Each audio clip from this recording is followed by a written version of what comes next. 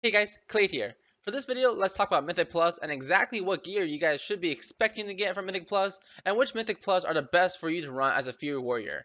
Now, of course, I'm going into this with a view of using Mythic Plus as a way to supplement the gear you can currently get in, Tomb of Sargeras and raids. So for this example, I'm going to ignore the tier pieces and the trinkets because for those pieces, the best place that you're going to get them is, of course, from the Tomb of Sargeras raid. You're going to want to wear tier 20, and you're going to probably want to wear the trinkets that come from the raid itself, or, Convergence Fates and Moonglaze. That's kind of like the general, most popular trinket setup. Now, in regards to the other pieces of gear that you could expect to find upgrades from Mythic Plus is the neck piece, the bracers, the belt, the shoes, and the rings, and also all of your battlecry relics for your weapon, right? So your fire, storm, and iron. So I'm just going to point out for this video the best gear that you can get from Mythic Plus. Now, of course, you can always open up your dungeon journal, right? Shift J, go to dungeons, click on each dungeon, click over here to loot, and you guys can see all the loot that can drop from a dungeon. Of course, haste and verse, mastery verse is fine, but just to give you guys a glimpse of what the best possible loot, if you're gonna go, oh, I'm gonna farm for the best thing that my character can currently wear, it's gonna be gear that has haste and mastery on it, and it's gonna be artifact relics that have battlecry trait, the unrivaled strength trait on it.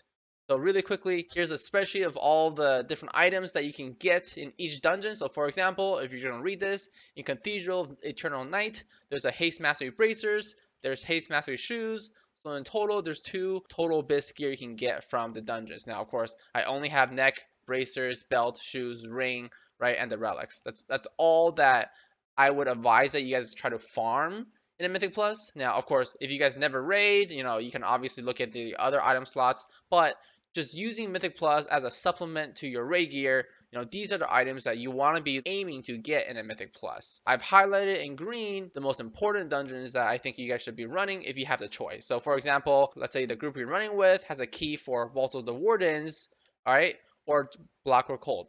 Blackrock Hold actually had 0 haste and mastery gear, 0 backcard relics for Fury Warriors. So if you don't have to do Blackrock Hold, I would advise you guys just don't do it, because there are no like really good upgrades that are available there. So for example, Vault of the Wardens, you can have a haste mastery neck, haste mastery ring, and you can have an iron battlecry relic. Now, the iron battlecry relic is actually really rare until the next raid comes out. There is no battlecry relic within the Tomb of Sargeras. There is a fire and storm, however, in Tomb. So actually farming for iron relic in a Mythic Plus is actually pretty important. Now, of course, once the new raid comes out, the Antorus raid comes out, that will actually be flipped. In the new raid, there will be an iron battlecry relic within the raid, but there actually won't be a fire or storm relic for battlecry within the raid. So then in that case, you want to farm, the dungeons here, the 4 dungeons here that do have a fire or storm relic. As you guys are trying to pug groups, or you guys are discussing what groups you guys should be running, ideally you guys want to be doing Dark Heart Thicket, Upper Kara, or Vault of the Wardens. Now, of course, to follow that up, if you can't get any of those 3 dungeons, I would advise you do the other 2 dungeons that have Battlecry relics, right? So this Fire relic from Quarter Stars, I would advise you guys do that. And really quick note on Quarter Stars, I should probably change this from 1 to 2.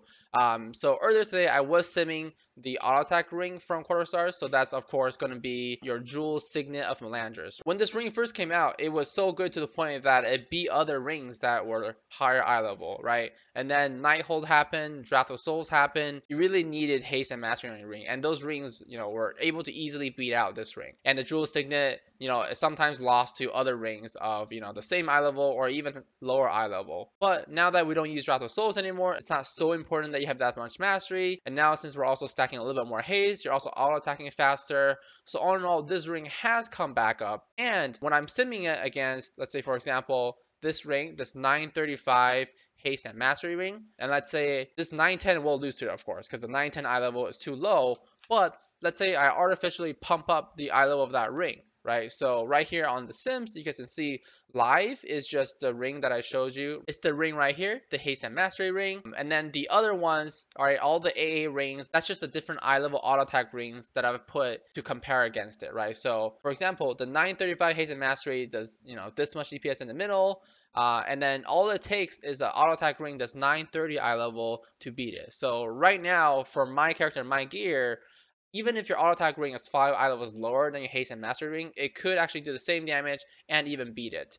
So for that reason, we've put it back onto the list here as an item that you can potentially farm for and get. So, the ring isn't so overly powered that it's going to demolish all your other rings, but if you do have an auto attack ring that is on a similar level as another ring that you might have, it could be the better ring for you right now. So I have included on the list right here. So for quarter stars, you can farm, for the auto attack ring and the fire relic. And of course, the last one is lower Kara. This is, of all the 5 dungeons that drop Battlecry relics, I would probably put this one at the lowest, because in lower Kara, all you're going to get is a relic. There are no other gear in here that has haste and mastery, so maybe for now, I would try to stay away from it, since you can still get the Storm Relic in Tomb of Sargeras. Maybe once Antorus comes out, you guys could look to farming this dungeon more. And of course, with a new dungeon come out, I have taken a look at the loot that's in there too. The only haste and mastery there is a belt from the seat of the Triumvirate. The only other thing, however, what is interesting, just to kind of break from the mold of what we were looking at previously, in that we were only looking at gear that wasn't in tier slots, I did want to point out the potential item that you can get from here, which are these gloves. If you're ever wearing a legendary tier setup that doesn't involve the helmet and the pants, and you have ability to put a non-tier piece in, your tier slots, which is the helmet, the cape, the shoulders, the chest, the gloves, and the pants. If you have the leeway to wear another item in those slots, you can take a look at this one. Your auto attacks have a chance to deal 25,824 additional damage on an 885. Of course, if the eye level of these gloves goes up, that damage number does go up. If it is something that you're doing and you don't have all the legendaries, right, or if your best legendary setup is the helmet and the massacre ring, this could be a viable option for you. I just want to point out this item because this item is kind of unique, right? Kind of like the auto attack ring, where it has an additional effect on it that no other item in the game has right now. To have a proc based damage on your gloves, this is definitely the only item in this entire expansion that has that. Another item that does look interesting in the new dungeon, if you guys aren't raiders and you guys can't get your hands on a Convergence Fates or a Moonglaze or any of the TOS trinkets, you guys can look into the Void Stalker's contract. If you guys only do Mythic Plus, I'm sure this trinket and Windscar Whetstone are kind of going to be your AoE trinkets that you guys want to have. And then for single target, this trinket isn't even that bad, especially if you're only looking at all of the trinkets you can only get from Mythic Plus. I just want to point out all these items that are going to be here for the new dungeon.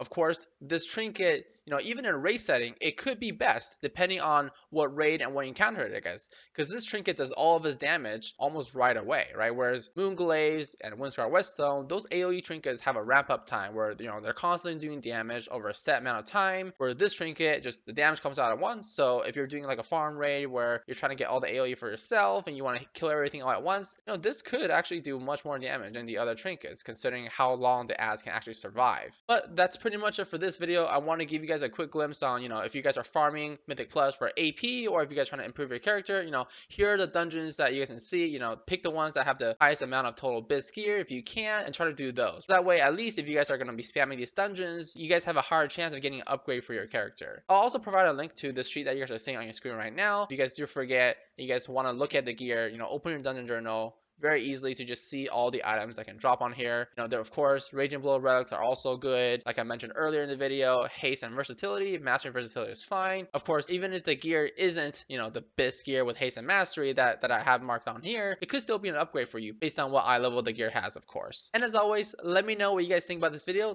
down in the comments below, and feel free to subscribe to see more content. See ya!